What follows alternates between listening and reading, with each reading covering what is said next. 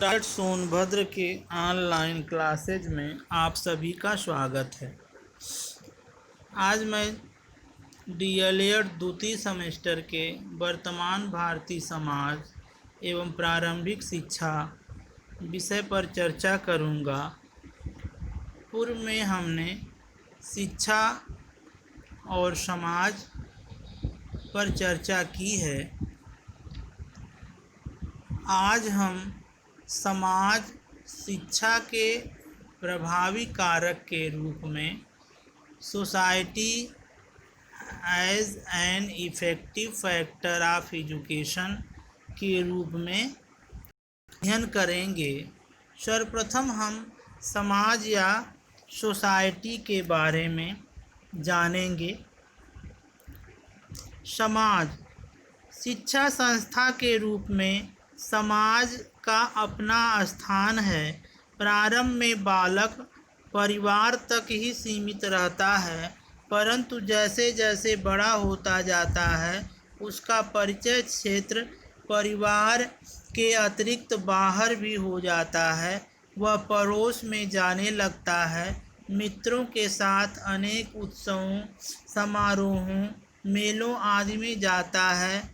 वह अनेक सामाजिक संपर्कों में आता है जहाँ वह समाज से सीखता है, वहीं समाज का गहरा प्रभाव उस पर पड़ता है।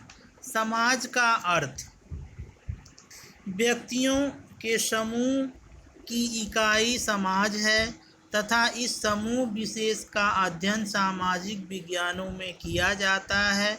जब दो या दो से अधिक व्यक्ति परस्पर प्रेम, सहानुभूति, मित्रता तथा सहयोग अथवा विपरीत भावनाओं का अनुभव करने लगते हैं तो उनके बीच एक सामाजिक वातावरण उत्पन्न हो जाता है।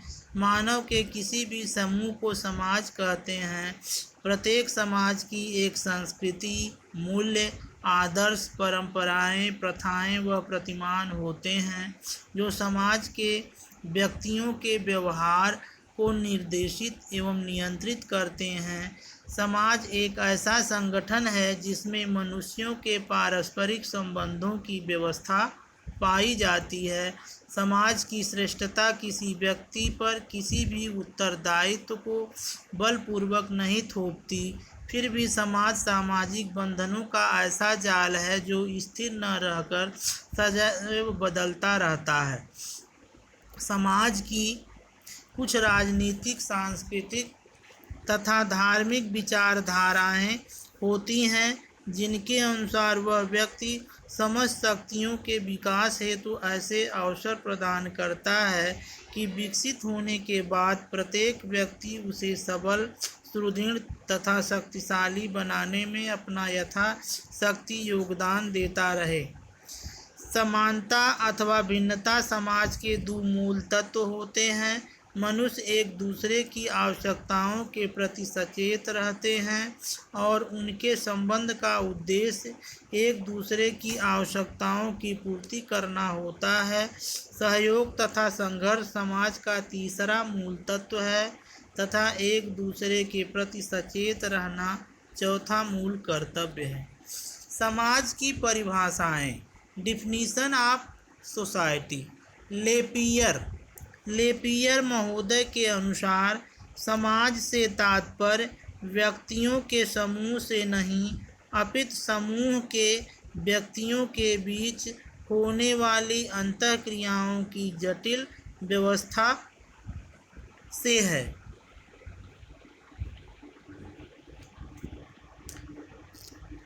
समाज को परिभाषित करते हुए मैकाइवर एवं पेज ने कहा है, समाज सामाजिक संबंधों का जाल है। टालकाट पार्सन के शब्दों में समाज को उस मानवीय संबंधों की पूर्ण जटिलता के रूप में परिभाषित किया जा सकता है जो साधन तथा साध्य के संबंध द्वारा क्रिया करने से उत्पन्न हुए हैं, वे चाहे वास्तविक हों अथवा प्रतीकात्मक। समाज का स्वरूप। भारतीय सभ्यता का इतिहास हजारों साल पुराना है। प्राचीन धरोहर को बनाने, संवारने तथा हस्तांतरित करने में भारतीय समाज ने अपनी भूमिका कुशलता से निभाई है। विभिन्न कालों में अपनी आवश्यकता अनुसार शिक्षा की व्यवस्था कर भारतीय समाज विकसित हुआ है। प्रत्येक समाज दूसरे समाजों से भिन्न होता है। प्रत्येक की अपनी कुछ विशेषताएं होती हैं जो उसे औरों से अलग करती हैं। यही उस समाज का स्वरूप कहलाता है। भारतीय समाज विभिन्न जातियों, समूहों व वर्गों का पुंज है। भारतीय समाज में परंपरागत रूप से 5 समूह पाए जाते हैं: सामाजिक समूह, जाति, धार्मिक समूह, व्यावसायिक समूह और सामाजिक वर्ग। शिक्षा तथा समाज का संबंध। शिक्षा तथा समाज का अटूट संबंध है। जब भी किसी समाज ने शिक्षा की व्यवस्था की है, उसने सबसे पहले अपनी आवश्यकताओं तथा आदर्शों को सामने रखा है। जैसा समाज होगा वैसी ही शिक्षा होगी। जिस समाज में जैसे आदर्श होंगे वहाँ की शिक्षा भी उन्हीं आदर्शों के अनुरूप होगी। यही कारण है कि यदि किसी समाज के आदर्श किसी कारण से बदल जाते हैं तो वहाँ की शिक्षा भी बदले हुए आदर्शों के अनुसार तुरंत बदल जाती है। प्राचीन तथा मध्यकालीन समाज में धार्मिक शिक्षा का बोलबाला था। आधुनिक समाज पर विज्ञान का विशेष प्रभाव है। आदर्शवादी समाज में विचार तथा बुद्धि को विशेष महत्व देते हुए आध्यात्मिक विकास के आदर्श को ध्यान में रखकर शिक्षा की व्यवस्था की जाती है।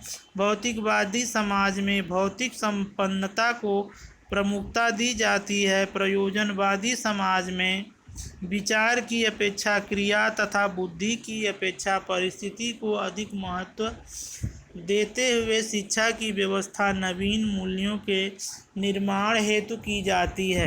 जनतंत्रवादी समाज में प्रत्येक व्यक्ति की स्वतंत्रता, सबके समान अधिकार तथा वैयक्तिक और सामूहिक जीवन में विश्वास आदि आदर्श को प्राप्त करने के लिए शिक्षा की व्यवस्था इस प्रकार से की जाती है कि प्रत्येक बालक को उसकी रुचियों, रुझानों, योग्यताओं तथा क्षमताओं के अनुरूप विकसित होने के लिए अवसर मिलते रहें, कि उसमें अच्छी आदतें, सामाजिक गुण, प्रेम, सद्भावना, सहयोग, सहनशीलता, सहानुभूति, आत्म-अनुशासन, कर्तव्यपरायणता जैसे जनतांत्रिक मूल्यों का विकास हो जाए।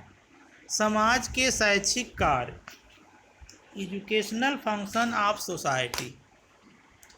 समाज के शैक्षिक कार्य निम्नांकित है: विद्यालयों की स्थापना, व्यवहारिक शिक्षा की व्यवस्था, पुस्तकालयों की स्थापना, व्यायामशालाओं का निर्माण, सांस्कृतिक तथा साहित्यिक शिक्षा की व्यवस्था, प्रौढ़ शिक्षा की व्यवस्था, विभिन्न अभिकरणों का शिक्षा में सहयोग प्राप्त करना, विद्यालयों के लिए धन की व्यवस्था, विशिष्ट शिक्षा की व्यवस्था।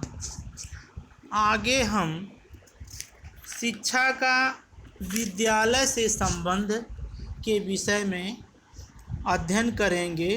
तत्पश्चात हम DLED द्वितीय सेमेस्टर के प्रशिक्षुओं के लिए इस पाठ से बनने वाले कुछ महत्वपूर्ण प्रश्नों और असाइनमेंटों को देंगे। धन्यवाद।